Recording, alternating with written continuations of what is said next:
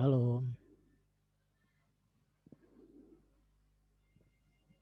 Salam Kesya.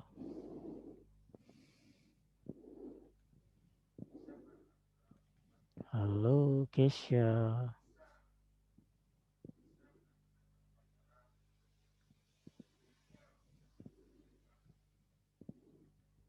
Halo Kesya, bisa dengar suara Bapak?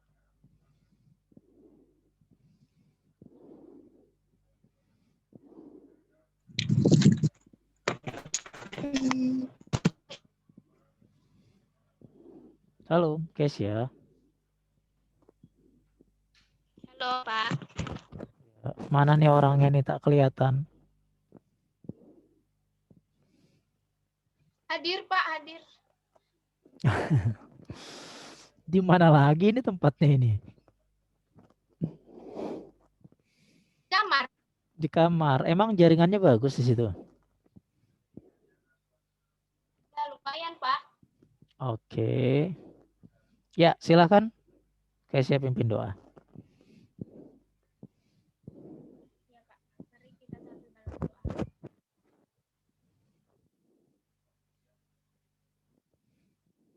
Terima kasih Tuhan Yesus buat pada hari ini Tuhan. Sekarang kami akan belajar kami kiranya Engkau selalu menyertai kami dalam setiap pelajaran ini Tuhan. Dalam nama Tuhan Yesus kami berdoa. Amin. Halo, suara Kesya kenapa tidak terdengar?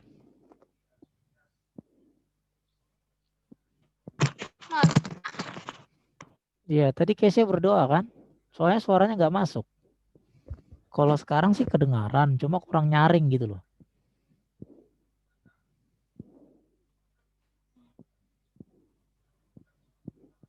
Coba cek suara Kesya. Udah Pak? Nah, udah. Oke. Tadi sudah berdoa benar? Sudah. Tidak terdengar. Oke, nggak apa-apa. Tadi yang penting Kesya kan udah berdoa. Bapak tadi sudah berdoa juga sih sebenarnya sama si Novita ya. Oke. eh Pembelajaran minggu lalu masih ingat Ingat Pak, tentang apa? bermakna bagi lingkungan sekolah. Bermakna bagi lingkungan sekolah. Sekolah.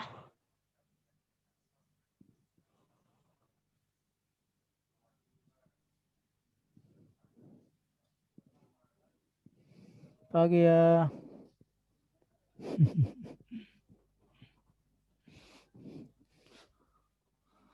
Ya. Ya, diulang lagi tadi. Apa materinya? Hidup bermakna bagi lingkungan sekolah. Iya, hidup bermakna bagi lingkungan sekolah. Ya, karena Kesya kelas 9 ya dan teman-teman yang lain juga, maka kita harus ngebut ini belajarnya ya. Karena sebentar lagi kalian harus ujian sekolah. Ya, Iya makanya Pak. kita harus cepat ini. Materi-materi ini harus diselesaikan. Makanya kalau ada yang nggak paham, tolong ditanyakan ya. Jangan disimpan sendiri. Nanti takutnya nilai kalian atau pemahaman kalian malah nggak belum penuh gitu ya. Nah, sekarang kita masuk pada bab 13. Ini dia.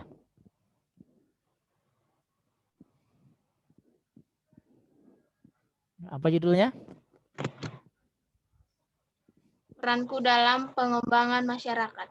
Iya, maksudnya apa ya? Kok masyarakat kok kita yang ngembangin gitu? Emangnya kita petugas dinsos ya? Kalau dinas sosial sih ya mungkin pas. Orang Kementerian Sosial juga mungkin pas mengembangkan masyarakat. Mungkin judul ini agak-agak berat ya kalau menurut Bapak. Tapi mungkin ada maksud dari penulis buku ini ya, materi ini. Maka jadi seperti itu. Kesya tahu lagu ini nggak? Kidung Jemaat nomor 356 ini. Pernah dengar lagunya? Nggak pernah. Nggak pernah, oke. Siapa tahu ngerti ya. Bapak juga nggak pernah soalnya. Nah, Sama Pak. jadi di sini ya bahwa orang Kristen Itu tua ya muda ya tua seperti Bapak, muda seperti Kesia ya remaja, itu merupakan anggota masyarakat yang saling berhubungan, saling keterkaitan gitu ya. Jadi bisa saling menolong, saling mendukung. Hidup bersama dengan orang lain itu membutuhkan sikap-sikap yang baik ya untuk mengembangkan masyarakat. Misalnya, contoh ya Bapak ngelihat Kesia kan gigit-gigit pulpen lalu Bapak tegur, "Jangan Kesia nanti makan kuman," gitu kan. Nah seperti itu contohnya. Atau misalnya gigit-gigit kuku gitu kan kadang kan, itu bisa nanti cacingnya masuk ke perut. Nah jadi, apa namanya, saling mengingatkan, saling menegur, dan saling keterkaitan. Nah, pembelajaran minggu-minggu yang lalu ya kita belajar tentang persoalan sosial itu seperti apa aja persoalan sosial? Coba Kemiskinan, persoalannya. kemiskinan, bodohan, kriminalitas, narkoba, konflik, tawuran, pornografi, dan pencemaran lingkungan. Ya, Pencemaran lingkungan. itu. Iya, jadi ya kemiskinan itu merupakan persoalan. Mungkin ada yang bilang, "Udahlah nggak apa-apa miskin," gitu. Padahal itu persoalan ya. Karena kita memang nggak disuruh harus jadi kaya, tapi janganlah jadi miskin. Maksudnya miskin itu karena kita nggak berbuat apa-apa, ya. Kalau karena kita nggak melakukan apa-apa, maka kita miskinnya adalah miskin yang karena ulah kita sendiri. Tapi kalau kita sudah berusaha berusaha berusaha terus ya, tetap dalam hidup berusaha, tapi tetap jadi miskin, berarti ya memang Tuhan izinkan demikian. Jadi itu adalah sebuah masalah ya kalau misalnya kemiskinan karena ulah kita sendiri yang malas misalnya, malas bekerja, malas belajar, malas ngapa-ngapain. Itu adalah masalah yang dibuat oleh kita sendiri. Ada lagi kebodohan. Ya kebodohan. Ini karena orang bodoh karena tidak apa nih? Tidak mau belajar. Tidak mau belajar. Malas belajar bisa nggak jadi bodoh? Bisa, Pak. Bisa banget. Terus kriminalitas ya yang barusan terjadi nih pengeboman di katedral. Gimana menurut Kesya itu?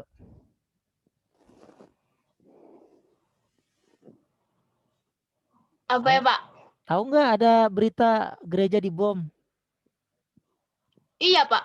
Nah itu. Menurut Kesya gimana tuh? Kasian, Pak. Siapa yang kasihan? Masa masa ya rumah Tuhan sampai dibom kayak gitu, Pak. Mm-mm. Iya. Jadi apa yang harusnya Kesya katakan sama orang yang kriminalitas tadi atau pembuat bom itu, yang mengebom dirinya sendiri, bahkan dia bom bunuh diri loh ya. Iya, Ya, Kesya mau bilang apa sama dia? nggak tahu, Pak. Nggak tahu. Nah, jadi ya apa namanya pengeboman itu terjadi karena kebodohan.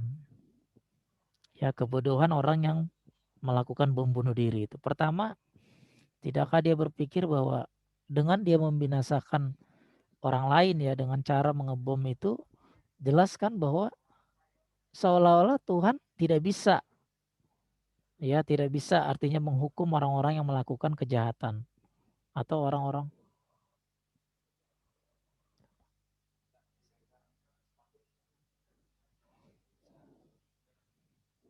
kata-katanya apa?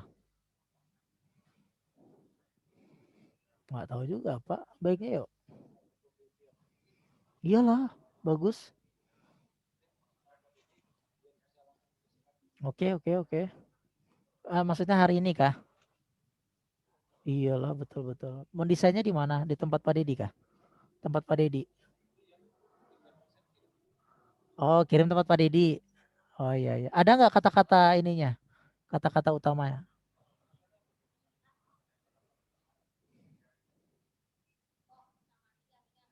Kalau nama kan tahu sudah. Iya.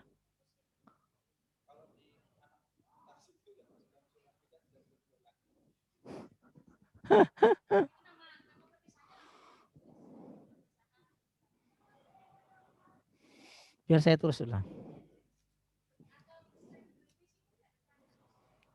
Oh, boleh. Oke. Ini mau ngajar sebentar nih. Sebentar aja. Ya, jadi itu ya yang disebut Bapak dari mau ngapain, tadi. Pak? Ini untuk persiapan perpisahan nanti. Perpisahan Pak Yoyo sama Pak Parudin. Oke.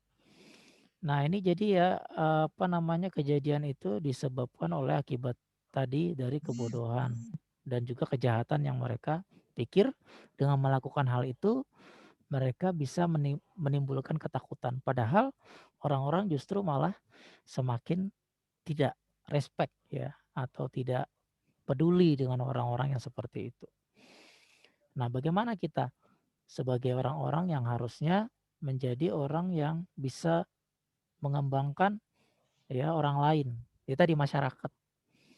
Ya dengan menjauhi hal-hal yang ini, persoalan sosial ini. Jangan sampai kita menjadi orang yang bodoh. Jangan sampai kita menjadi orang yang ambil bagian menjadi kriminalitas.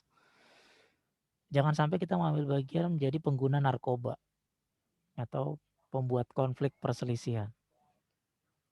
Ya, kita semua dipanggil untuk mengambil bagian dalam pekerjaan Tuhan Yesus untuk mengembangkan pelayanan. Ya, jadi seperti itu. Sampai situ ada yang tanyakan? Enggak, Pak. Oke, kita lanjut ya. Nah, ini beberapa pakar psikolog ya setuju bahwa kalau kelompok-kelompok ya itu biasanya terbentuk pada usia remaja. Coba sebutkan apa saja. Yang pertama apa? Kelompok sahabat karib. Terus Yang kedua klik atau kelompok persahabatan. 3, 3 close atau kelompok banyak remaja. yang Yang keempat, keempat kelompok diorganisasikan. yang kelima, Diorganisasi. Yang kelima geng. iya. Coba biasanya kalau usia-usia kalian tuh suka yang mana kelompoknya nih? Dari kelima ini.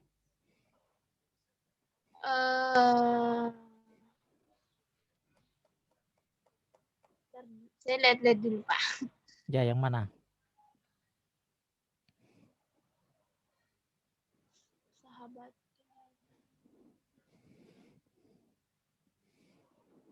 Yang pertama. Ya, persahabatan ya. Iya. Iya. Jadi suka lebih memilih orang-orang kelompok itu karena dinilai bisa jadi sahabat ya. Iya, jadi bagaimana kita bisa berkembang dan mengalami kemajuan dari pergaulan. Jangan sampai pergaulan itu malah membuat kita rusak, ya. Jangan sampai yang harusnya orang-orang yang mendukung kita untuk maju malah menjerumuskan kita. Dari situ kita harus pandai-pandai ya, bukannya kita sok-sok milih ya, maksudnya kita memilih hanya teman pada misalnya agama-agama tertentu, itu kan nggak boleh ya, nggak baik. Atau kita karena suku-suku tertentu, ini sama sukunya sama saya baru saya bisa temenin. Atau karena kita sama bahasa atau sama warna kulit misalnya, atau sama hobi misalnya ya, dan lain sebagainya. Ya memang kebanyakan sih ada hal-hal yang memang menjadi persamaan lalu kita menjadi satu visi ya. Tapi alangkah baiknya kalau persamaan itu tujuan kita menjadi satu kelompok itu bukan karena perbedaan. Tapi justru karena kita itu merasa bahwa dalam perbedaan itu kita menjadi kaya gitu ya. Saling memberikan masukan satu sama lain. Kenapa? Ini dalam Efesus 2 ayat 10 coba dibacakan nih.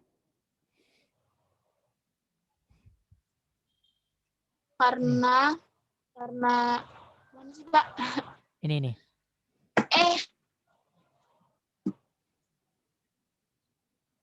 Karena kita ini buatan Allah diciptakan dalam Kristus Yesus untuk melakukan pekerjaan baik yang dipersiapkan Allah sebelumnya. Dia mau supaya kita hidup di dalamnya. Iya. Jadi itu ya. Jadi apa yang harus kita lakukan? Melakukan pekerjaan baik. Terus kita harus hidup di dalamnya, maksudnya di dalam pekerjaan yang baik-baik tadi.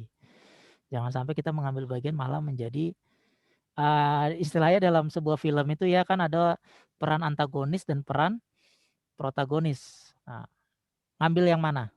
Kalau disuruh pilih mau ngambil yang mana? Antagonis atau protagonis? Kalau protagonis itu apa, Pak? Ini berarti nggak tahu ya, masih belum tahu ya, apa itu antagonis, apa itu Kalau protagonis. antagonis itu kan yang kayak jahat-jahat gitu. Iya, betul, betul sudah itu ya. Jadi protagonis itu kebalikannya. Berarti apa? Oh, yang baik, yang baik. Nah, itu ya. Jadi ya dalam hidup kayak gitu, kita mau ngambil bagian peran yang mana gitu. Sebenarnya kan persis kayak lagu dibilang dunia ini panggung sandiwara ya. Kita tuh sedang mengambil bagian peran masing-masing, mau jadi orang baik atau jadi orang jahat. Itu pilihan, ya. Jadi harapannya kita melakukan yang baik. Ya, itu ya. Sampai di situ ada yang mau ditanyakan? Enggak, Pak.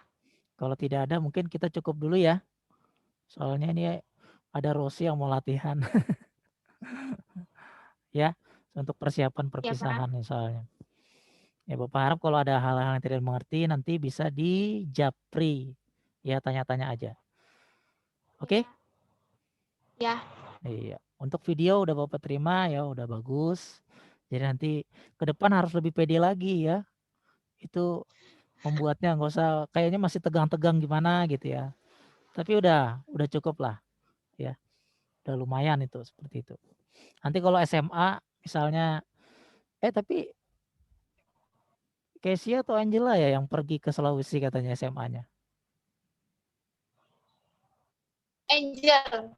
Oh iya, kalau misalnya SMA ketemu lagi ya, Papa harap kalau ada tugas-tugas kayak gitu nanti jauh bisa lebih pede ya, lebih percaya diri. Oke, silakan Ya, Pak. ditutup. Ya, Pak. Mari kita satu dalam doa. Terima kasih Tuhan, sekarang pelajaran kami telah selesai Tuhan. Sekarang kami akan mulai keputusan masing-masing, kiranya Engkau selalu menyertai dan memberkati kami dalam setiap aktivitas kami. Dan nama Tuhan Yesus, kami berdoa mengucap syukur. Amin. Amin. Oke, terima kasih ya buat kerjasamanya. Tetap semangat belajarnya, terus jaga Ya, Pak. kesehatan. Sampai ketemu lagi di pembelajaran selanjutnya. Shalom, Tuhan berkati. Shalom.